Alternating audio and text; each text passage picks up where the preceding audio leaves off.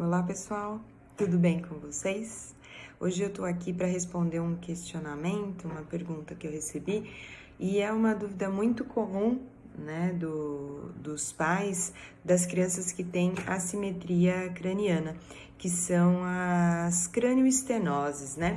Eu trouxe aqui meu amiguinho para mostrar para vocês, para poder explicar, né? Para poder ficar um pouquinho mais didático e tirar um pouco o medo de muita gente. Então, o que é preciso entender antes de entender o que é uma cranioestenose? O crânio do bebê, ele é formado, ó, por várias placas, né? Placas ósseas.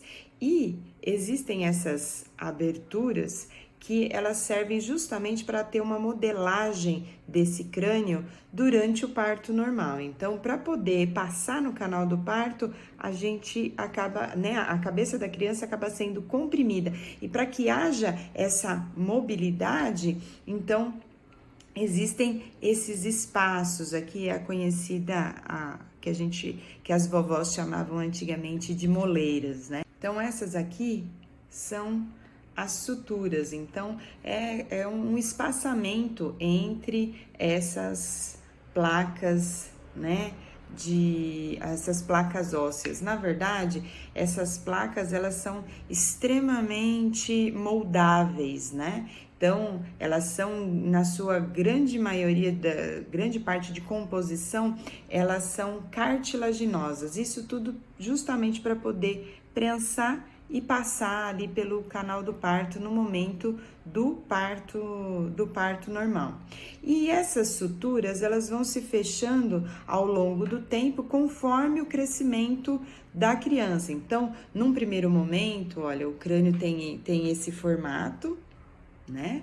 Ele tem esse formato, é um pouquinho diferente do crânio do adulto.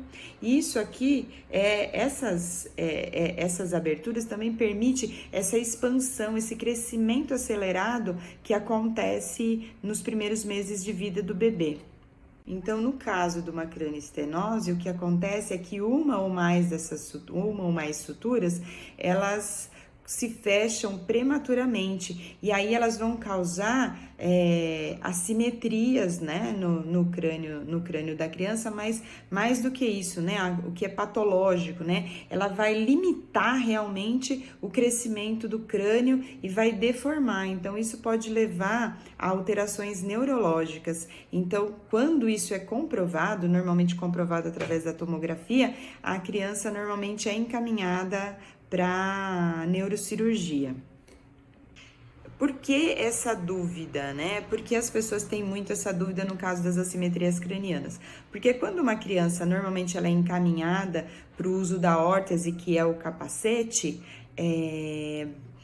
o primeiro exame que o médico que faz essa avaliação vai pedir vai ser justamente a tomografia de crânio. Para quê? Para que se exclua o diagnóstico da cranioestenose, então exclua essa necessidade cirúrgica e então se parta para esse tratamento conservador que é o uso da órtese mesmo. Mas o que é importante saber? Que não são todas as assimetrias cranianas, então grande parte delas são posicionais, dentro ou fora do útero, né? O que é mais comum hoje em dia são as assimetrias cranianas causadas pelo posicionamento, pela manutenção de um mesmo posicionamento durante muitas horas ao longo do dia. Então, não são todas as crianças que são encaminhadas, logicamente, para a neurocirurgia. Então, como a pergunta que me fizeram, a osteopatia ela não vai conseguir tratar nem melhorar, no caso, a cranioestenose, porque ela é um procedimento cirúrgico, tá?